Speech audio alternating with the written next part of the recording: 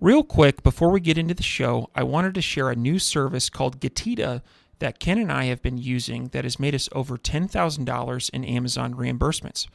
The service requires no monthly subscription, and Getita collects a small percentage of the money they recover for you. It takes less than 5 minutes to set up and works on all Amazon marketplaces. Go to Getita.com, Getida, and enter promo code FTM400. That's FTM for Firing the Man 400 to get your first $400 in reimbursements commission free. How much money does Amazon owe you? The last couple weeks of November look pretty similar to the first few weeks of December. Like November 15th to 30th looks pretty similar to December 1st to 15th. But then at some point in mid-December, the fire hydrant just gets uncorked and the thing starts ramping. I would put as much money as you can into actual product development.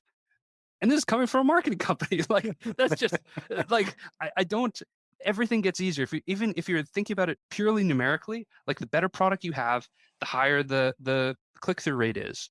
Welcome everyone to the Firing the Man podcast, a show for anyone who wants to be their own boss.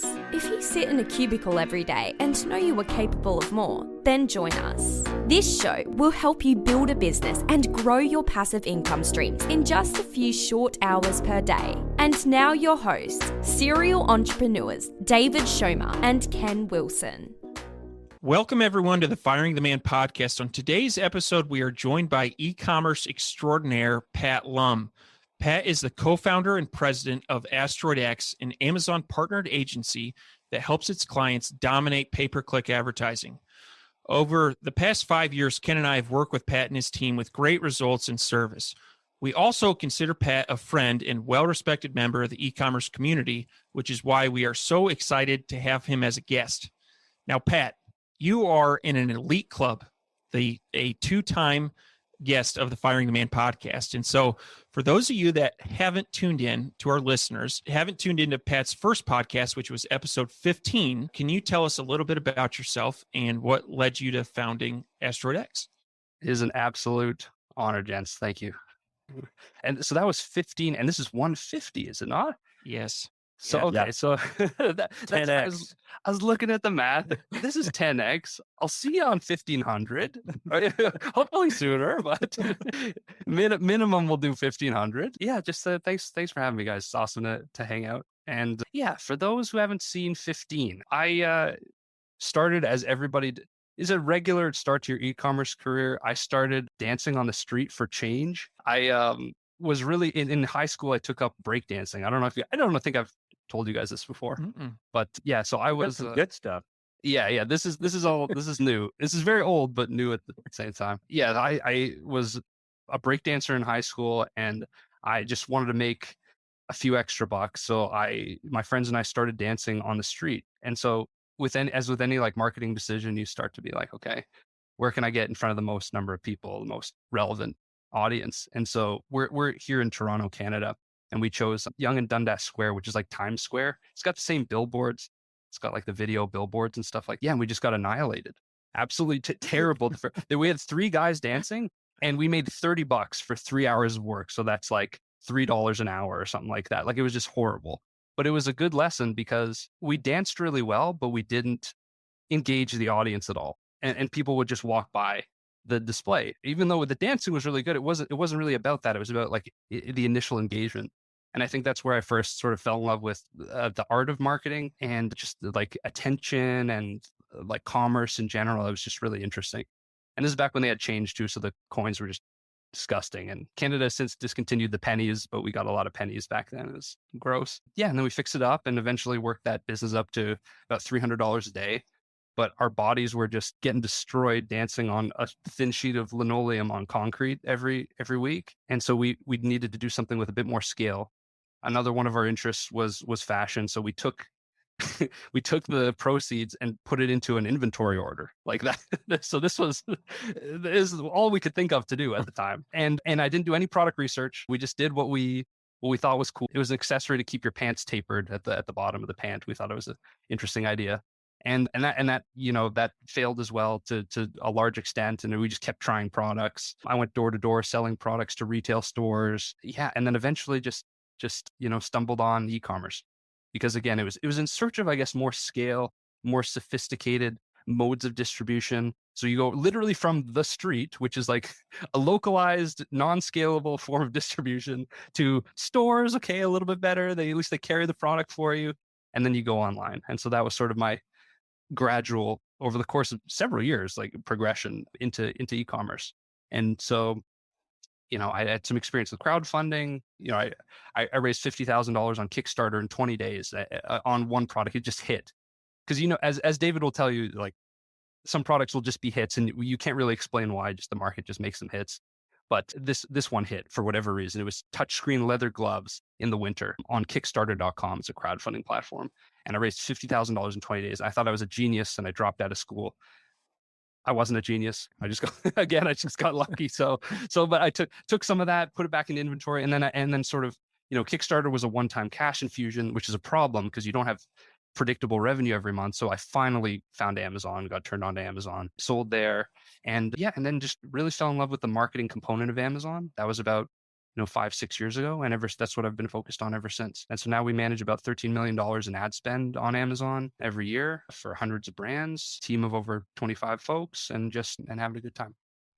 That's awesome. So yeah, definitely bringing back some old school stuff there with the dancing. I did not know that story, but it's awesome. I love it. Cool. So Pat, I think we jump right into it. So last time we had you on, it was probably 2020.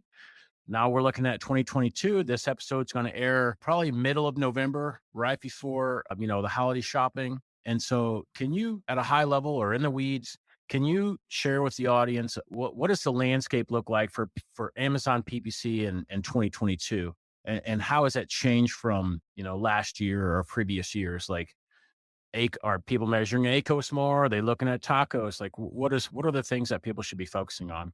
Yeah, and I'm always learning about this stuff all the time too. It's constantly evolving. I guess what I have to offer here is a weird position where we see hundreds of accounts and all of the data every month.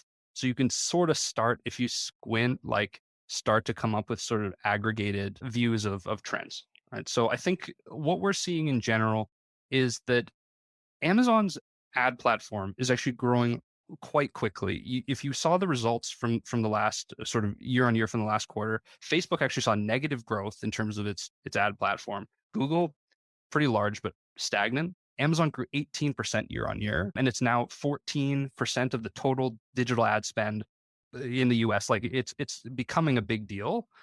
So with that, they're sort of in there, a few years ago, I think it was very much in its infancy, an unsophisticated ad platform that saw pretty limited functionality, but good results because, the cost per click was lower. Now we're sort of heading into an adolescent phase where, the growth is still quite significant. The feature set is a bit more sophisticated in terms of targeting you can do, and they don't want to slow the growth. So they're looking for new ad units that they can add to the platform to be like, okay, it's not just about sponsored products. It's also about, they've added sponsored brands several years ago. They've added sponsored display now. They've added Amazon attribution, where you can advertise and bring in traffic from different platforms, which I will get into. But yeah, it's just sort of an adolescent, albeit fast-growing ad platform that's become a bit more sophisticated in recent years. Okay. That's those growth numbers on the advertising side of things. That's huge. That's huge, especially given that, if I'm not mistaken, tell me if this is correct, the advertising outpaced just the size of the Amazon platform in terms of like your FBA fees, your referral fees, kind of that physical inventory business. Is that right? Amazon, I don't know about that because I'm so tunnel vision on the ads, but they're very bullish on this department as a company. It's very high margin revenue for Amazon, and they don't have any financial incentive to stop building this department. Very much the opposite. Yeah. So it's very, I think they just want to keep up with growth, and they're going to launch new ad units. With that said, Ken, like to your point, what's actually working, just what we found, and again, this may evolve over time, but just what we found is still the fairly basic ad units are still quite effective, by which I mean sponsored products. So for those folks, just that's if you type in a keyword on Amazon, the product appears in search results. That's sponsored products. And also sponsored brands is like, call it those banner ads and sponsor brand video now. Between those two ad units, despite all the other new rollouts, those haven't really caught fire yet in terms of what's effective and what's working and what's bringing in revenue and profit. And I can talk about what types of sponsored products and sponsored brands, but yes, suffice to say, you'll get, say, 80% of the benefit of the ad platform by using sponsored products and sponsored brands correctly. Okay. Very nice. Now, as Ken mentioned, we've got Q4 right around the corner. And for e-commerce sellers, this is our Super Bowl, right? We've got, between Black Friday and Christmas, this is when a lot of companies are turning a profit, are having their highest level of sales. And we've got one shot, right? We've got Q4 is going to, pass by in a blink of an eye. And so we want to play our cards right, as do our listeners, this upcoming Q4. And so curious, are there any strategies that change as you enter Q4? And that could be in terms of increasing or decreasing budgets. That could be focusing on certain ad types. And then also, I'd be curious on, when do you taper? When does holiday shopping stop and you need to taper that spend? So what are your thoughts here? So there's a saying which is something like sweat in battle so you don't sweat in practice so you don't bleed in battle, something like that. The gist of it is, get all of your preparation in. And if you haven't prepared leading up to the big event, like, it's not going to go well just by virtue of not having prepared earlier. So at the time that we're releasing this, November-ish, there's still ample time to prepare for December. And I can get to get specific on what it means to prepare for ads in December. Basically, you want a ton of data. You want a significant data set about, if I run an ad for this term, I can reliably put in $1 in ad spend and get $4, $5 back. And I know that for a fact in the sort of off season or like the season leading up to it. So in November, I know that. So that should be the case in December. The only kind of issue that I see with folks is maybe if they didn't run a lot of exploratory or data gathering ads in October and November, then they're less served in December by the time that rolls around. Because December is not the time for exploration and data mining. Like, you really want to have a set of terms that you can reliably spend behind and that you can scale pretty nicely. And that's sort of where the benefit comes in. So although December is the shiny object, a lot of the prep is done in right now as we're releasing this. Okay. A follow-up question to that would be, so for our listeners that have been running ads all year, if you were to get into their account, you'd probably download some reports. What would you be looking for in terms of like identifying those winners, that money machine where you put $1 in and you get $5 back? Yeah, for sure. So if you're in the account right now, and you can just follow along, Seller Central, follow along. If you're in Seller Central, just head to the advertising console. You'll see the graph of the sales and the spend and stuff like that. Go to the left, head to the reports, download a search term report. For sponsored products, for the most part, like unless you're running a lot of elaborate sponsored brands, those are two separate reports. So you'll download the data for sponsored products and sponsored brands separately. But grab the sponsored product ones, go as far back as you can. Doesn't let you go back that far. So you'll want to download this regularly just as a matter of hygiene. But you'll take as much data as you can, probably 60 days. You'll download it to your PC and just sort by 7-day total sales. So that'll give you all the terms that in descending order of how much revenue they got for you on the ads console for the last, say, 60 days. And that is really instructive. Like, it looks like a lot. The platform looks complicated. It's getting increasingly complicated, but these are the basics. Like, literally just download the report, filter by sales. You'll see all the stuff that did super well. Now, little caveat here, just because it got you a ton of sales doesn't mean that it performed in a profitable manner. So maybe you have some main keywords that have a lot of traffic, but for some reason you're not converting at 10%, 20%, 30%. You're more converting at 2, 3, 5%. And the ACOS, in other words, the amount that you spent in proportion to the revenue you got back, was not that favorable. So with that stuff, you might want to dial it down. You might want to bid down. And in extreme cases, you might want to negate it. But yeah, for the most part, it's really just about that search term report, download it. And again, so like the 80-20, sort of the 20% of actions that produce the 80% of the results, run sponsored products and sponsored brands. download a search term report, filter through it, and just analyze, right? Like, so on the upper sort of half of the search term iceberg, you'll see all the stuff that worked, but then on the bottom, you'll also see stuff that did not work at all in the period, but yet it spent money, and that's your money leaving your pocket. So what I would say is just, you can find the stuff that works and accentuate it, but the other half of the search term report, the bottom 50%, are like all those terms that spent cash but didn't generate any revenue. And with those, you at least bid down, if not totally negate, right? There becomes a point where it's just insanity, where like you're like, I got 50 clicks for this thing and I didn't convert anybody. Like, it must be my product in relation to this keyword. So at a certain point, it's just statistically unlikely that you'll get sales for those terms anymore. So it's fairly safe to shut it off. Right? And that's how to look at those spreadsheets, right? It's a big mean spreadsheet. It looks super complicated, but literally just sort by 7-day total sales, take it down and sort of cut it up into the stuff that worked, the stuff that didn't. Sorry to interrupt the episode. You may have heard Ken and I talking recently about a new tool that we're using for Amazon refunds. Now, I have used other refund tools like this. However, I can tell you in the first 7 days, they scrubbed the back end of my Amazon account going back 18 months and found $5,000 of refunds. And the nice thing about this is it's my money. Amazon made a mistake and they are just auditing my account. The other thing I really like about this tool is there is no monthly fee. They only charge a commission if they are successful in getting you your money. Go to getida.com, Getida, and enter promo code FTM for Firing the Man, FTM400. This is an awesome tool. Can't say enough good things about it. Now, back to the episode. That's really cool. I like how, it's basically going back to the foundation fundamentals. It's what it always comes back to, and nothing fancy. There's always going to be, fancy new ad types. Like you said, Pat, Amazon, I don't know exactly what the numbers are, but I do know that advertising is second. I believe it's the second most profitable division they have in Amazon, next to the cloud. And so it's obviously probably a lot easier to run their advertising than it is to run the cloud. And so easier, more profitable and easier, they're going to scale it. And so they're always going to be throwing new ad types. Oh, there's this new fancy ad type, or there's this here. Test them.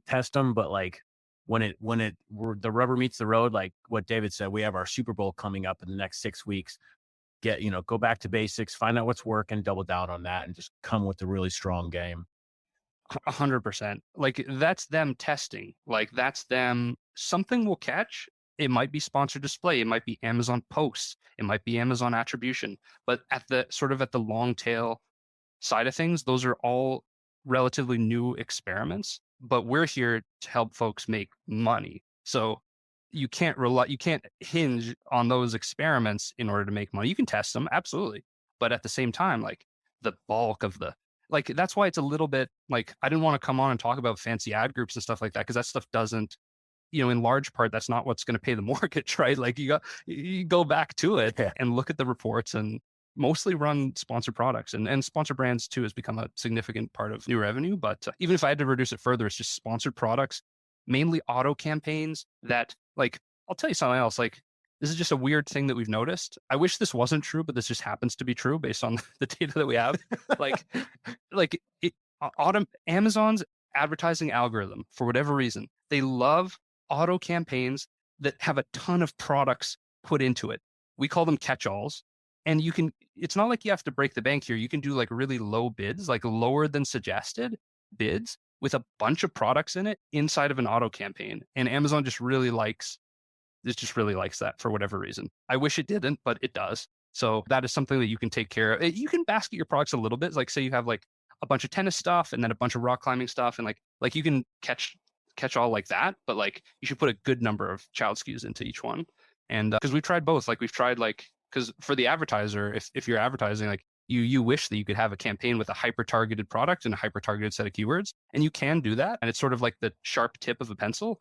But just, again, if we're just talking revenue and profit, Amazon seems to love these catch-all campaigns. Maybe it's because it's a more of a blank check license to spend. Maybe it's because of some other algorithmic sort of nuance that nobody knows, but that's really sort of actionable thing that you could do in advance of Q4 to ramp sales up.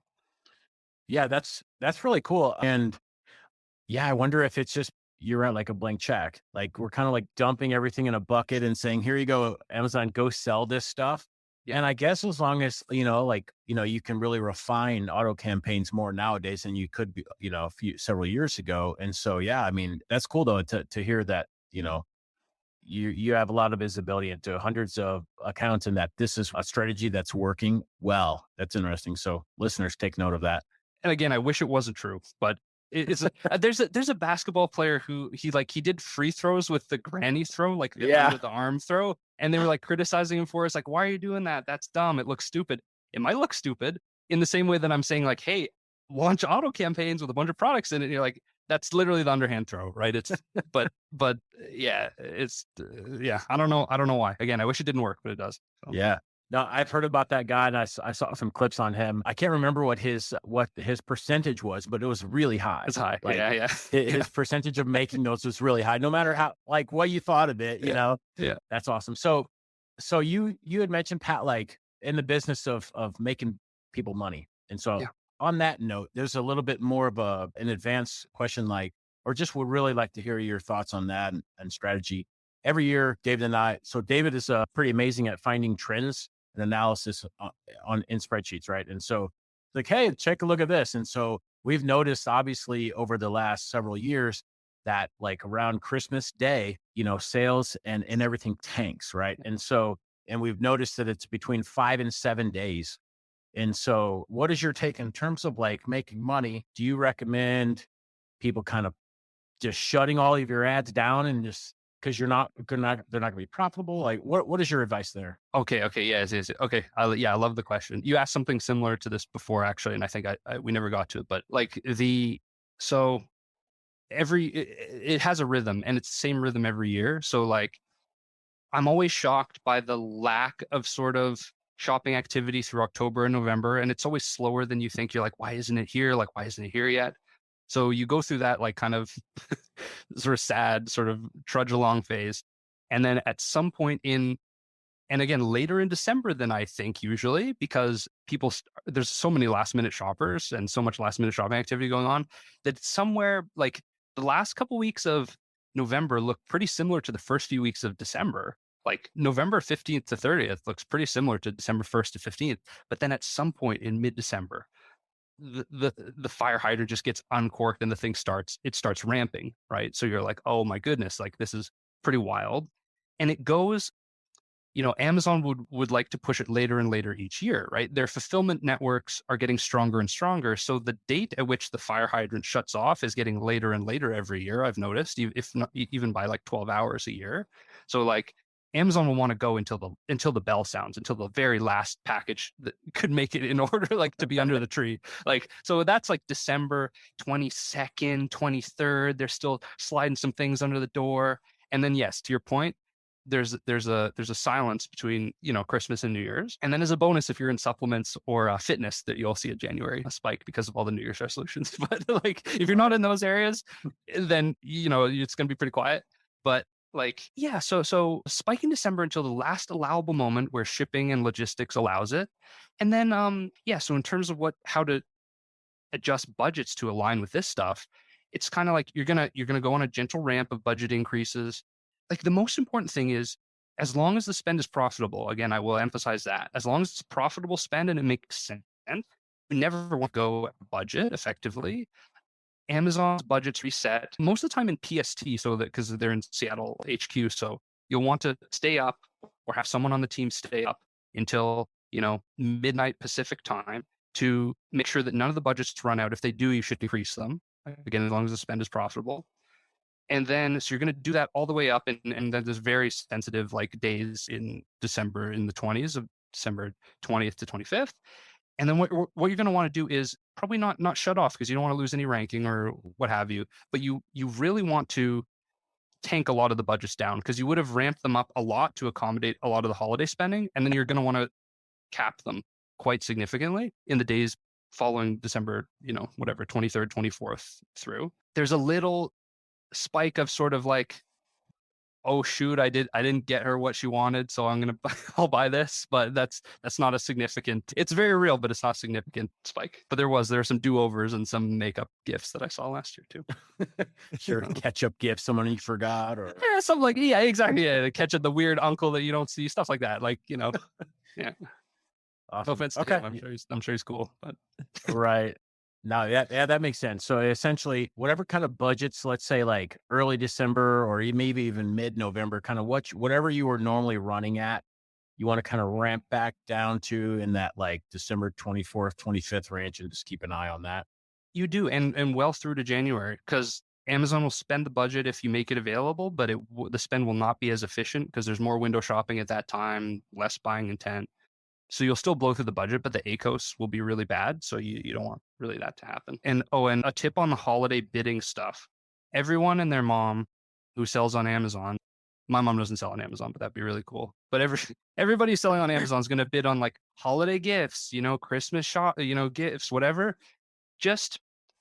I wouldn't necessarily do those if your product doesn't have crazy mass appeal. I would just slice one layer below that and go like, holiday gifts for dad or for sister, for brother, the members of the family, hobbyists, like, presents for rock climbers, whatever it is. So you can still get that tailwind of those gift traffic search volume, but you don't get bonked on the head with just like the crazy competitive bidding of just holiday gifts, broadly speaking.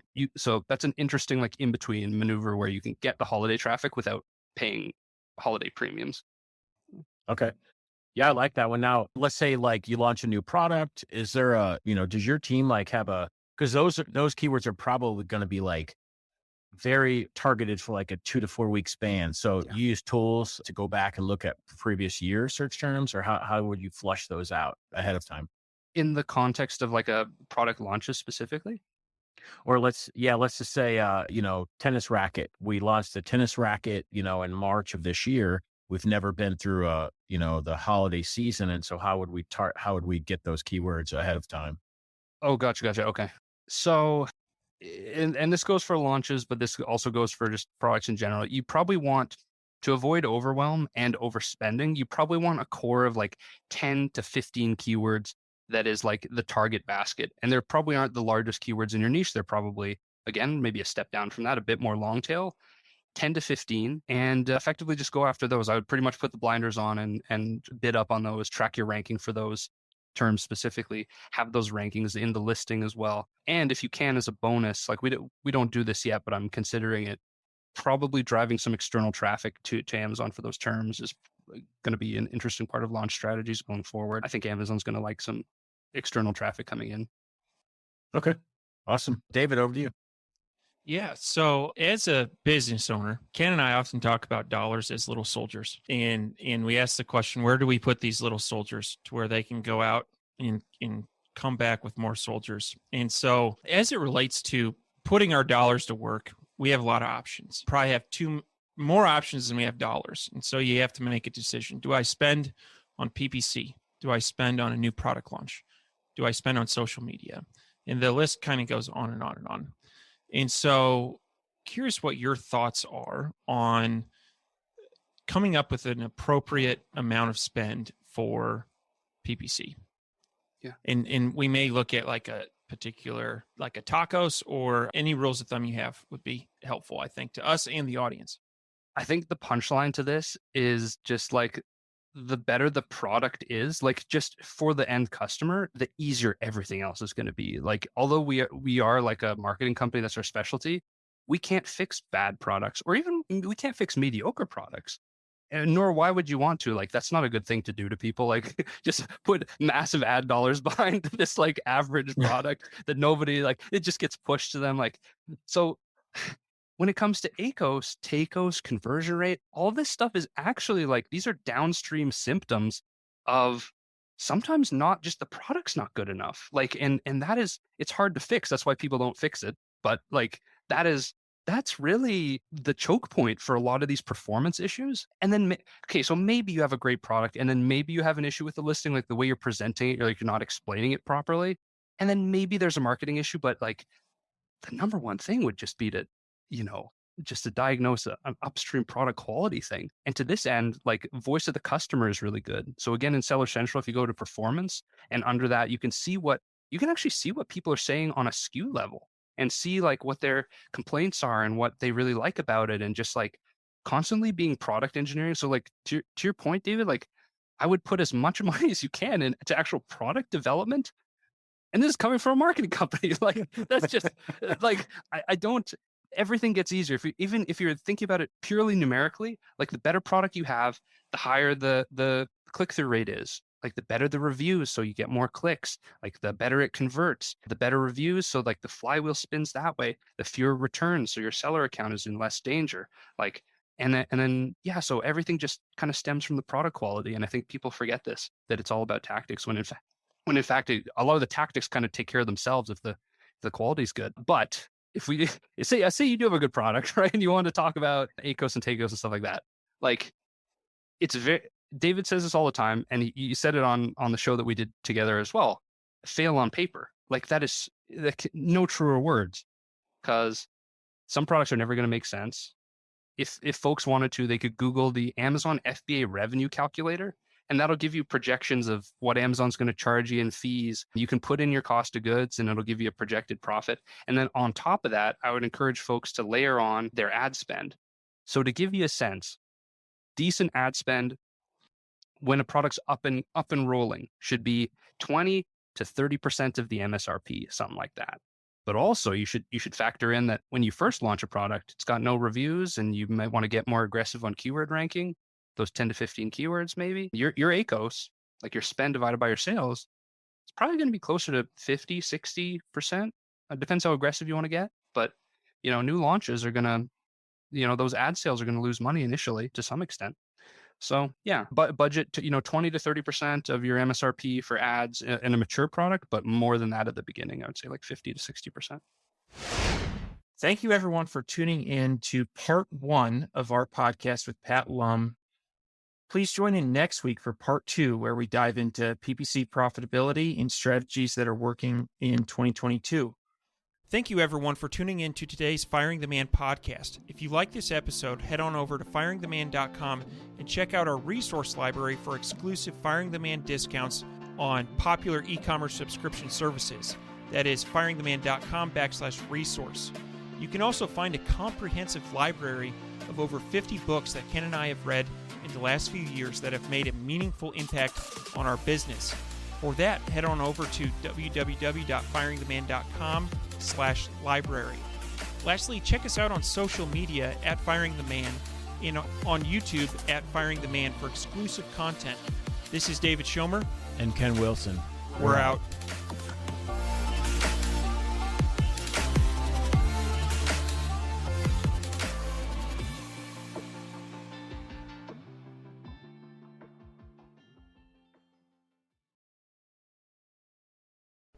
Before you go, we wanted to share a new service that Ken and I have been using called Getita that has made us over $10,000 in Amazon reimbursements.